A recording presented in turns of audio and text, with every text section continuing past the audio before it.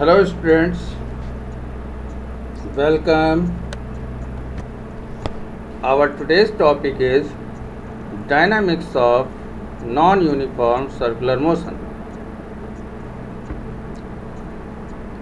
Dynamics of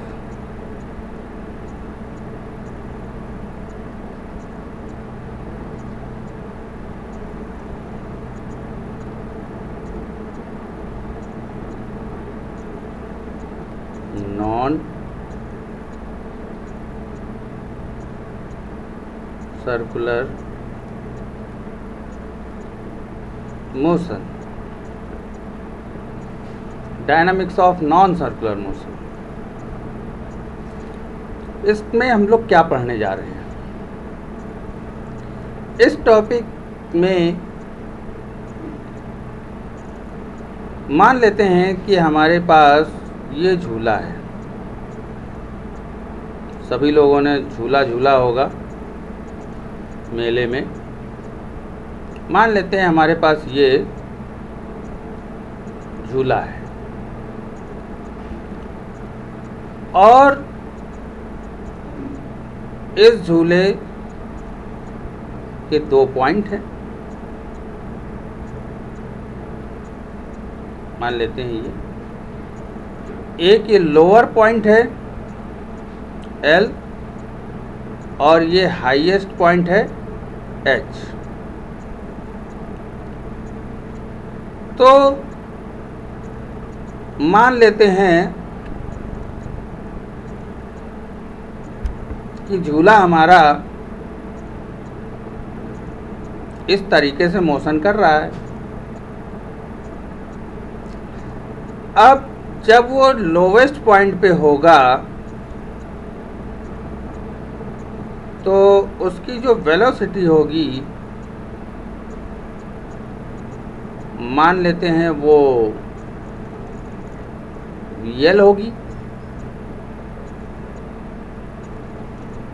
highest point पे जो velocity होगी मान लेते हैं वो VH होगी।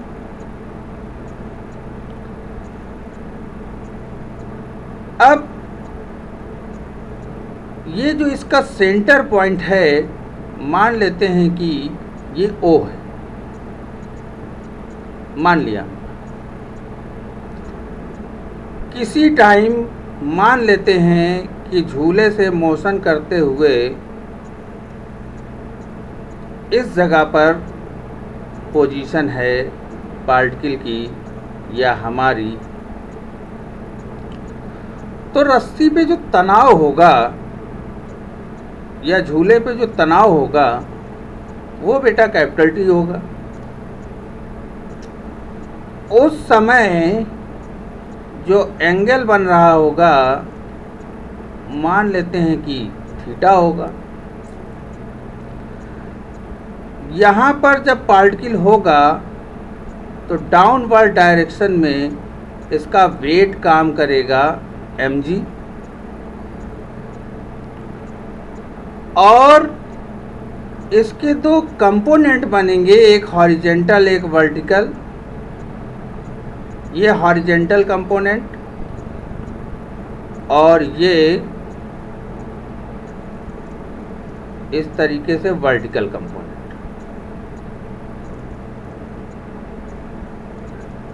ये वर्टिकल कंपोनेंट। तो जो हॉरिजेंटल कंपोनेंट है वो होगा mg cos थीटा और जो वर्टिकल कंपोनेंट है वो होगा mg sin थीटा। आ रहा ना समझ में? तो अब जरा इसकी मैकेनिक्स को समझते हैं। जब झूला मूव कर रहा होगा तो उस पे जो अभिकेंद्र बल होगा वो होगा mv²/r। वो कहाँ से मिलेगा? वो हमेशा अंदर की तरफ लगेगा। वो मिलेगा टेंशन और mg cos थीटा के रिजल्टेंट से। तो रिजल्टेंट की अगर हम बात करें तो T minus m g cos theta, m g cos theta भी बल है और टी भी बल है। एम जी कॉस थीटा बाहर की ओर लग रहा है, टी अंदर की ओर लग रहा है। अब इन दोनों का जो परिणामी होगा यानी रिजल्टेंट होगा यानी m we square upon r, वो अंदर की तरफ लगेगा, क्योंकि बाहर तो वो जब ही हो सकता है जब एम जी कॉस थीटा ज़्यादा हो, और अगर m g cos theta suppose करिए ज़्यादा हो गया तो इसका मतलब झूला टूट जाएगा और आप बाहर की ओर गिर जाएंगे। तो इस कंडीशन में कि झूला हमारा घूमता रहे, टी का ज़्यादा होना आवश्यक है। तो T minus m g cos theta is equal to हमको मिलेगा एम वी स्क्वायर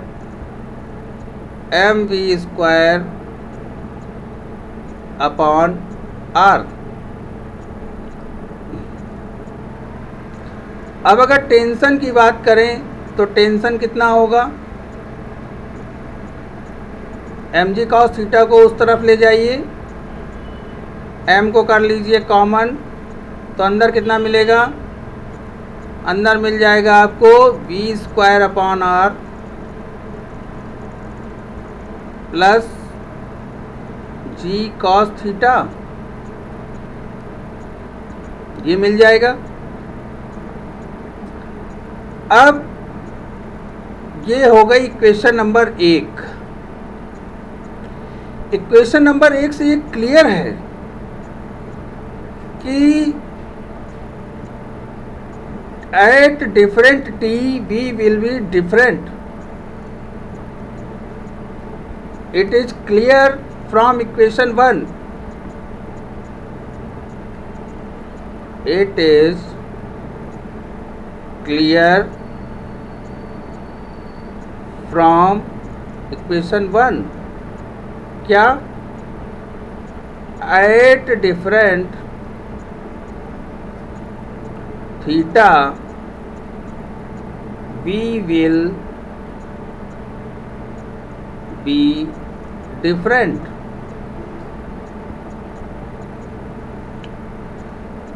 ये तो पहला पॉइंट हो गया। दूसरा पॉइंट और क्या हमको पता लग रहा है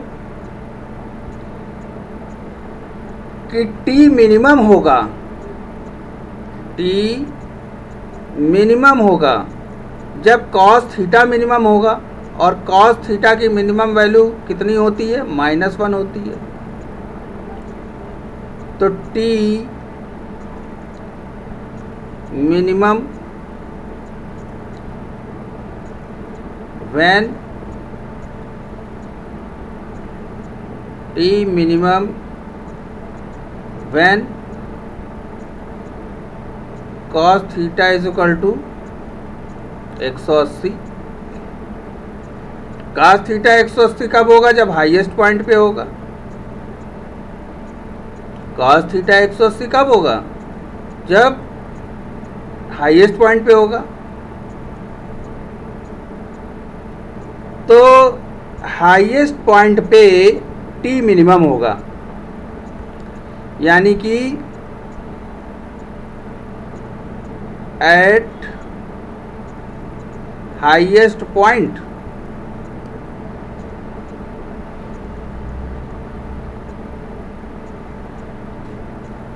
हाईएस्ट पॉइंट तो हाईएस्ट पॉइंट पे टी मिनिमम होगा, कितना होगा, एम वी स्क्वायर की जगह लिखेंगे V H square, highest point पे velocity, upon R, small R ले लीजिए या कैपिटल आर ले लीजिए, कुछ भी, हम लोगों ने शुरू में स्मॉल आर लिया हुआ है तो यहाँ भी हम लोग स्मॉल आर ले सकते हैं, लेकिन आपकी बुक में ये जो है कैपिटल आर गिवन है, तो हम लोग भी इसको कैपिटल आर कर लेंगे।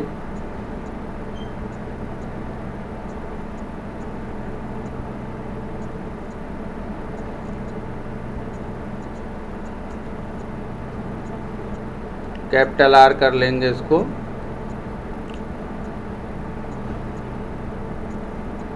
प्लस, अब कॉस थीटा तो -1 हो गया है तो प्लस नहीं लगेगा, माइनस लगेगा जी। ये टेंशन है एट हाईएस्ट पॉइंट। ये क्या है?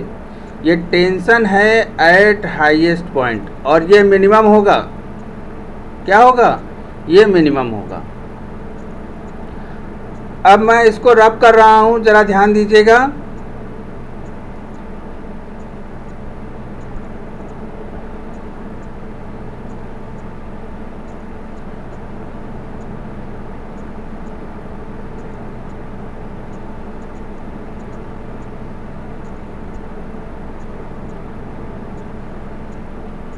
टी मैक्सिमम कब होगा?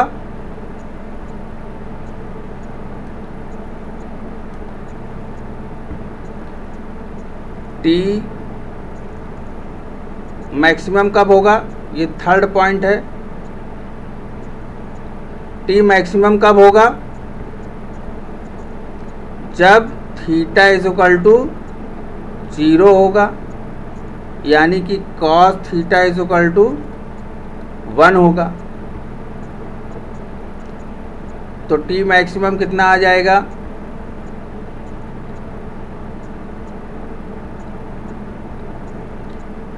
M V L cos theta 0 कब होगा? एल पॉइंट पे। देखिए, V L square upon are plus G, ये हमारा टी मैक्सिमम होगा। अब नेक्स्ट पॉइंट, फोर्थ पॉइंट क्या बनेगा? The particle will move on circular path only if T minimum is greater than 0। यानी कि पार्टिकल जब ही मूव करेगा जब उसका टेंशन 0 से ज़्यादा हो। The particle will move on circular path only if T minimum is greater than 0। T minimum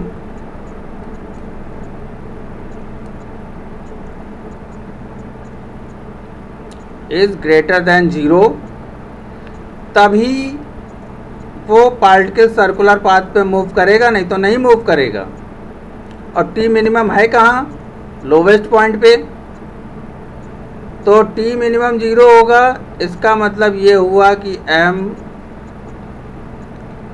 we square upon r minus G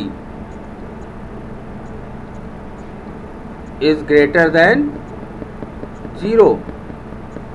T minimum था बेटा हाईएस्ट पॉइंट पे, सॉरी, टी था हाईएस्ट पॉइंट पे minimum था, और highest point पे जी minus था, क्योंकि कॉस थीटा 180 था, और कॉस 180 अंश की वैल्यू -1 होती है। तो जब ऐसा होगा तो हम सबको सॉल्व कर लेंगे। तो देखिए हमको क्या मिलेगा, सबको उठा करके दूसरी तरफ भेज देंगे तो 0 पे कोई फ़र्क नहीं पड़ेगा। V square upon R is greater than G, यानी V square is greater than G R, यानी कि v is greater than G R under root. समझ रहे हैं? इसका मतलब ये हुआ कि if v is less than under root ji R, अगर v इस वैल्यू से कम होगा तो वो गिर जाएगा। The string will slag and body will fall down instead of moving on the circle। Body घूमने की बजाय गिर जाएगी। तो हमेशा वेलोसिटी अंडर रूट जी आर से ज़्यादा होनी चाहिए, ये ज़्यादा होनी चाहिए। अगर कहीं ये कंडीशन लग गई तो क्या होगा, घूमेगा नहीं, वो नीचे गिर जाएगा। तो ये मिनिमम वेलोसिटी हो गई, अंडर रूट जी आर मिनिमम वेलोसिटी है, और मिनिमम वेलोसिटी को क्रिटिकल वेलोसिटी कहते हैं। तो मोशन को बरकरार रखने के लिए maintain the circular motion, critical velocity हमारी कितनी होनी चाहिए, अंडर रूट जी आर होनी चाहिए, अंडर रूट जी आर होनी चाहिए। आई होप कि टॉपिक आप लोगों को समझ में आ गया होगा। इम्पॉर्टेंट टॉपिक है, इस पे क्वेश्चंस बनते हैं, न्यूमेरिकल्स बनते हैं, अच्छे से प्रिपेयर करिए। हम लोग मिलेंगे नेक्स्ट वीडियो में नेक्स्ट टॉपिक के साथ।